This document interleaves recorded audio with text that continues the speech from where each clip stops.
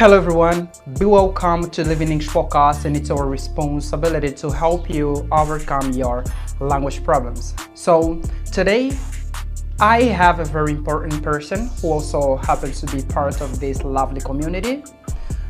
Francisco Daniel, how are you doing, mate? Thank God everything is under control and I'm fine. Thank God.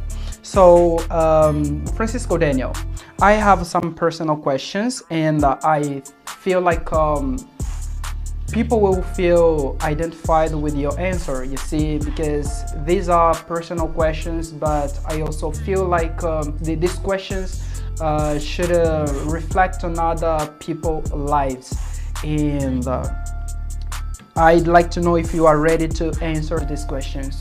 Yeah, of course, I'm truly ready. You are always ready. This is really incredible, and I'm so glad to know that you are ready to answer them. So our first question is, what's your biggest motivation to keep going through life? Well, there are two simple reasons that keep me going through this amazing journey we call life. Like the first one, my future commitment as a future father and as a professional in order to provide security to my future family and career. And on the other hand, the joy of connecting with people and helping them through their achievements, whether it's sharing laughter, supporting one another. So I think moments like this make life special. Good, this is incredible. So when you mentioned that your future as a father, or your life as a future father, are you meaning that you are already waiting for a baby? Not really. Yeah, not really. When I say like as a future father, it means that one day I have the possibility to be a father. Yeah, of course. So this is a very sensible answer. Let's go to our second question, and it is, what's an experience that changed your life? As for a life-changing experience, I would say the interest of learning a foreign language, English, of course. Yeah, because comparing myself and now to 5 years ago, I would say I've changed the way I think. Because in the very beginning, I used to think like I can't do it, so people perhaps they are going to laugh at me. Yeah, but thank God everything becomes possible. I can speak right now English and also understand those guys who can speak English. Wonderful. Good. So let's go to our third question without taking so long. And our third question is, what's something about you I wouldn't believe? Actually, two simple facts you wouldn't believe about. So I started teaching in high school when I was 22 years old. I was teaching in Institute of Administrations and Management. Yeah, I was teaching English. And the second one, I don't wear flip-flops very often, and I've been dealing with my neighbors complaining about it. So they all the time ask me to show them my feet, and I say like, oh, what the hell? These are my own feet. Yeah, for sure, mate. So our next question is, if she doesn't know how to cook, would you marry her? Yes, of course. Why not?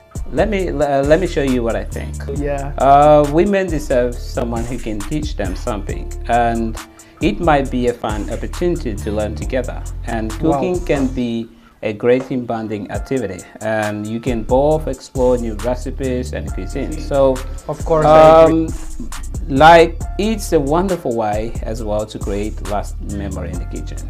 Believe what I'm telling you.